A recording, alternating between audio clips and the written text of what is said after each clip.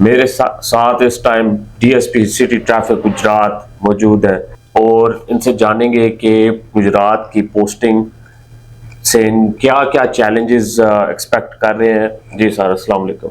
वालेकुम अस्सलाम। बहुत मुबारक सर आपको इस पोस्ट की। सबसे पहले बताएं क्या चैलेंजेस आप देख रहे हैं। पोस्टिंग लाहौर से इधर हुई है, फर्स्ट असाइनमेंट है और इंशाल्लाह कोशिश यही होगी कि आवाम को फैसिलिटेट किया जाए और जो एक्सपेक्टेशन है उस पर पूरा उतरा जाए और इंशाल्लाह आप काफ़ी चेंजेस देखेंगे, बेहतरीन की तरफ गामज़न होंगे इंशाल्लाह ताला। इंशाल्लाह सर, हमारी नेक तमन्नाएं और दुआएं आपके साथ हैं, पुरजोश है, पुरज़्म है। इंशाल्लाह पाक न्यूज़ की टीम और उस तरफ हम सब की तरफ से इन्हें मुबारकबाद। मुस्बत सहाफ़त रूह रवां है इस मुल्क की। आपका बड़ा शुक्रिया, आप आए मेरे पास और आपसे यही मैं एक्सपेक्ट करता हूँ कि आप गुजरात के शहरियों के लिए अच्छी सहाफ़त की रवायत जान।